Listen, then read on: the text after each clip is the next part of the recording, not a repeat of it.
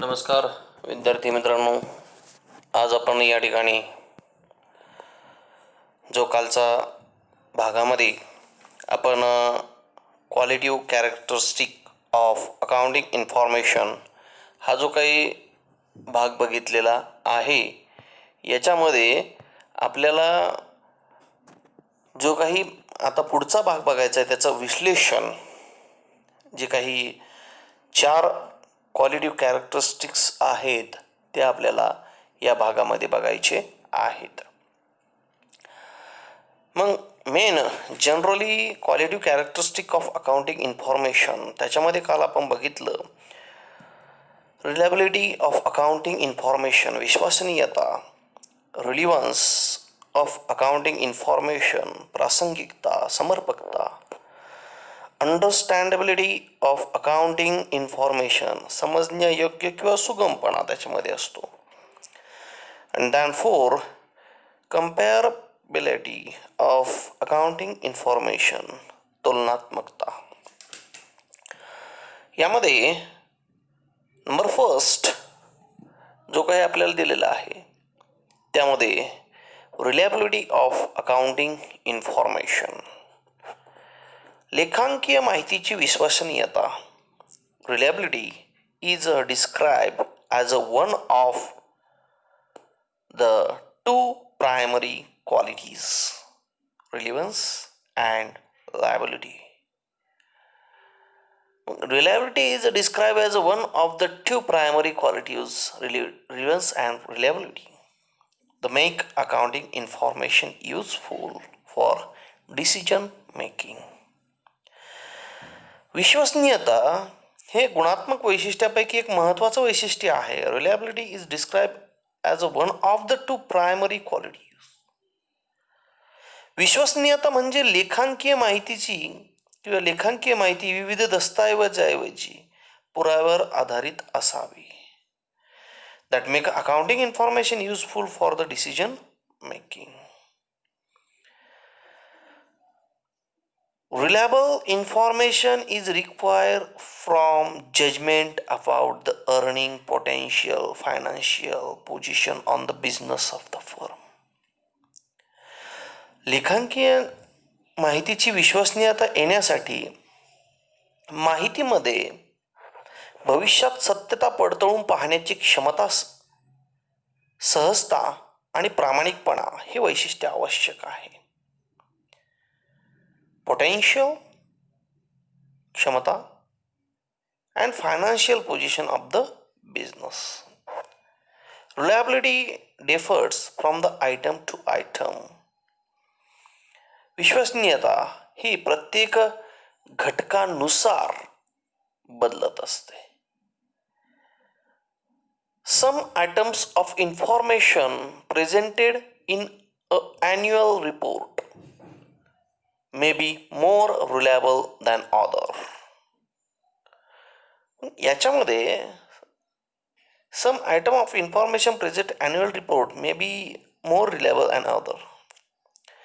पण काही घटक जे असे असतात त्याची माहिती आपल्याला सादर करावी लागते इन ॲन ॲन्युअल रिपोर्ट, वार्षिक तपशिलामध्ये, may be more reliable than other, इतरांपेक्षा कशी विश्वसनीय आहे. For example, information regarding plant and machinery.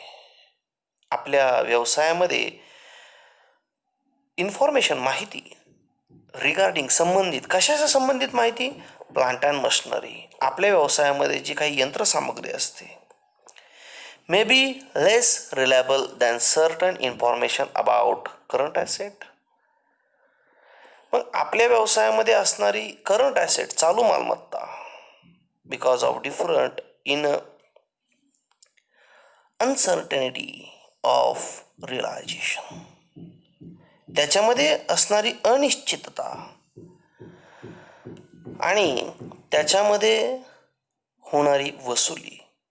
म्हणजे जी काही प्लांट अँड मशिनरी असते, आपल्या व्यवसायामध्ये जी काही प्लांट अँड मशिनरी असते, यंत्रसामग्री असते, त्याच्यामध्ये जो काही घसारा होत असतो त्याची किंमत कमी होत असते आणि त्यामध्ये अनिश्चितता असते.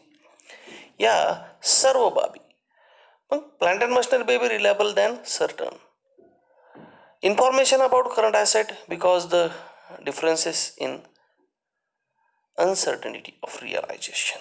Uncertainty म्हणजे अनिश्चितता, रिअलायझेशन म्हणजे वसुली. Now next, relevance of the accounting information. Relevant accounting information must be capable on making decision. मग समर्पकता जी असते व्यवसायामध्ये, लेखापुस्तकाद्वारे लेखांकीय माहिती ही प्रकट केली जाते. त्यामध्ये आर्थिक विवरणे समर्पक असली पाहिजे. Making a difference in decision by helping user from the prediction about the outcomes of past, present and future event of the confirm of correct expectation. जी काही लेखापुस्तकाद्वारे लेखांकीय माहिती प्रकट केली जाते आणि आर्थिक विवरणे ही समर्पक असली पाहिजे. याचा अर्थ असा की लेखांकीय माहितीमध्ये अवास्तव आणि असमर्पकता माहितीचा समावेश असू नये. The accounting information related by books of account, financial report must be relevant. Accounting information should not include, त्याच्यामध्ये काय समाविष्ट नसावं, unnecessary and irrelevant information. म्हणजे त्याच्यामध्ये अवास्तव आणि असमर्पक माहितीचा समावेश त्याच्यामध्ये नसावा. मग यामध्ये ही जी काही माहिती आहे, all the information is said to relevant. सर्व प्रकारची माहिती जी आहे, all information the relevant, all the information is said relevant which would have change the outcomes of business if disclose. मग याच्यामध्ये प्रत्येक उपयोगी महत्त्वाची समर्पक माहिती लेखापुस्तकात आपली जागा बनवत असते. माहिती ही चिरंतन शाश्वत असावी, स्वतःला सिद्ध करणारी आणि कोणत्याही चौकशीला सकारात्मक प्रतिसाद देणारी ही माहिती असावी. Must have timeless and dedicate feedback value. Dedicate feedback value म्हणजे कोणत्याही चौकशीला सकारात्मक प्रतिसाद देणारी ही माहिती असावी. डेडिकेट समर्पण असतं पाहिजे. टाइमलेस चंचलता त्या माहितीमध्ये, म्हणजे कुठल्याही वेळेला आपल्याला ती माहिती समर्पक करता आली पाहिजे. Dedicate the feedback value. Then next, understandability of accounting information. Understandability is the quality of information that enable user protective in significance. मग यामध्ये जी काही महत्त्व लक्षात घेता, लेखांकीय माहितीमध्ये जो काही सुगमपणा असतो, लेखांकीय माहिती अशा पद्धतीने नोंदवली पाहिजे, सादर केली पाहिजे, स्पष्ट केली गेलेली असावी. To benefit of information may be increased by making more understandable and hence useful wider circle of user. Thus, understandable financial accounting information present data that the understood by user. मग जो काही माहिती वापरणार असतो त्याला ती सगळी माहिती समजली पाहिजे. त्याच्यामध्ये इतकी सुटसुटता सुगमता असली पाहिजे. It is express in a form which terminology adapted to user range of understanding.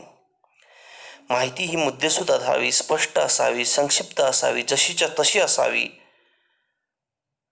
आणि जो माहिती समजून घेणार जो आहे त्याच्या क्षमतेनुसार ही माहितीची आकडेवारी ही सुस्पष्ट असावी. म्हणजे अकाउंटिंग माहिती जी आहे तिच्यामध्ये इतका सुगमपणा असला पाहिजे की ती पूर्णपणे क्लिअर अँड कट असली पाहिजे. ही अशी माहिती म्हणजे त्याच्यामध्ये माहिती समजली पाहिजे. Users information and express from which terminology adapted the user's range of understanding. त्याच्या समजुतीच्या बाहेर नसावी, त्याला ती समजणारी माहिती असावी. The next, comparability of accounting information. It making decision. The decision maker will make a comparison among alternatives. जो निर्णय घेणारा व्यक्ती असतो, निर्णय घेताना जे काही अकाउंटचे पुस्तकं आहे, लेखांकनाचे पुस्तक आहे, त्याच्यामध्ये तुलना करता आली पाहिजे. लेखांकन सादर करताना त्याच्यामध्ये कंपॅरिझन करता आला पाहिजे, which is facilitated by the financial information comparability. मग जी काही आर्थिक माहिती पुरवतो त्याच्यामध्ये तुलना करता आली पाहिजे. To have like things reported in the similar fashion on unlike things reported differently. त्याच्यामध्ये ज्या काही गोष्टी असतात, त्या महत्त्वाच्या गोष्टी, संक्षिप्त गोष्टी, जशीच्या तशा ज्या काही गोष्टी असतात, त्या संस्था ह्या जर माहितीमध्ये तुलनात्मकता चांगली जर नसेल तर त्या विस्कळीत होत असतात. मग त्याच्यामध्ये इन्फॉर्मेशन इज कम्फर्टेबल. माहिती, जी काही माहिती आहे ती कम्फर्टेबल असली पाहिजे. Will assist the decision maker to determine relative financial strength and weakness of prospect for the future. मग यामध्ये आपली जी काही संस्था आहे त्या संस्थेमध्ये मग निर्णय घेत असताना व्यवसायाशी संबंधित वित्तीय क्षमता अथवा कमतरता जाणून घेता आली पाहिजे. Determine relative financial strength and weakness, वित्तीय क्षमता आणि त्याच्यामध्ये असणारी कमतरता. स्ट्रेंथ म्हणजे क्षमता, विकनेस म्हणजे कमतरता, and prospect for the future, भविष्यासाठी. Between two or more firms or between periods in the single firm. दोन किंवा दोनपेक्षा अधिक ज्या संस्था असतात त्यांच्यामध्ये ही तुलना करता आली पाहिजे.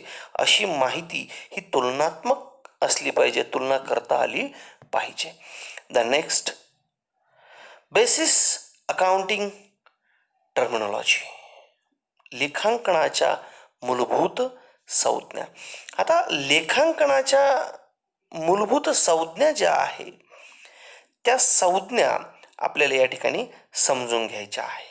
पुढचा भाग, मग in order to have better understanding of accounting, आपल्याला जर अकाउंटिंग चांगल्या पद्धतीने जर समजून घ्यायचं असेल, it is necessary to know meanings of certain basis term use in accounting. मग अकाउंटिंगमध्ये वापरल्या जाणाऱ्या अर्थ आणि मूलभूत शब्द आपण जाणून घेणं आवश्यक आहे. लेखाकर्म ही एक बहुमुखी प्रणाली आहे. मग ही आधुनिक व्यवसायाच्या जगामध्ये ही अकाउंटिंगची जी प्रक्रिया आहे आपल्याला समजली पाहिजे. व्यावसायिक जगात मोठ्या प्रमाणावर आपल्याला अकाउंटिंग प्रक्रिया, अकाउंटिंग संज्ञा हे जाणून घेणं गरजेचं आहे. In the necessary accounting is a system which service a large number of purpose in the modern business. आधुनिक जगामध्ये एक खूप मोठी गोष्ट आहे.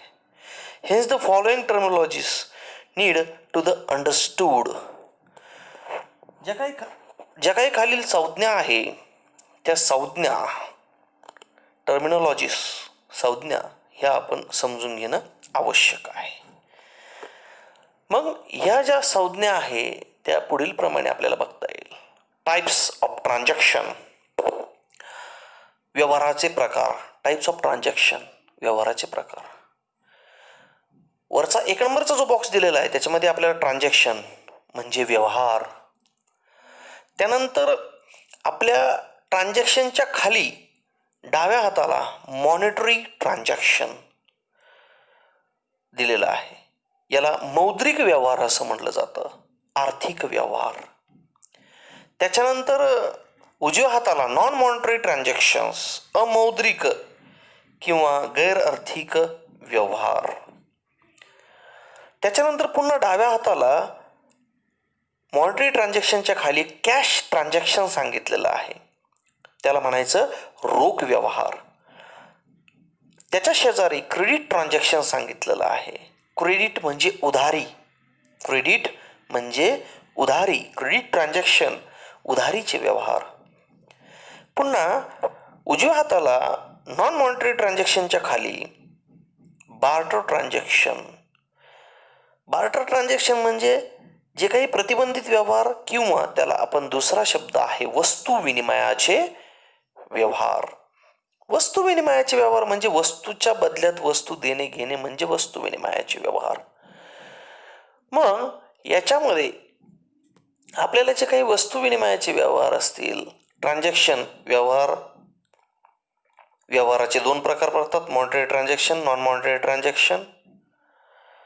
Then monetary transaction मध्ये two types of monetary transaction. First one is a cash transaction and second one is a credit transaction. Then non-monetary transactions, one types of non-monetary transaction is called barter transaction. Okay. आता हे जे काही ट्रान्झॅक्शनचे types of transaction जे आहे ते आपण उद्याच्या भागाला types of transaction monetary transaction, non monetary transaction, cash transaction, credit transaction, than barter transaction हे उद्याच्या तासाला आपण या ठिकाणी बघणार आहोत. Thanks student and follow me on Sambhaji Shete educational. Please subscribe the channel and आपल्या मित्रांना किंवा आपले जे काही अकाउंटशी संबंधित जे मित्रमैत्रिणी आहेत त्यांनाही चॅनलबद्दल माहिती द्या. धन्यवाद विद्यार्थी मित्रांनो.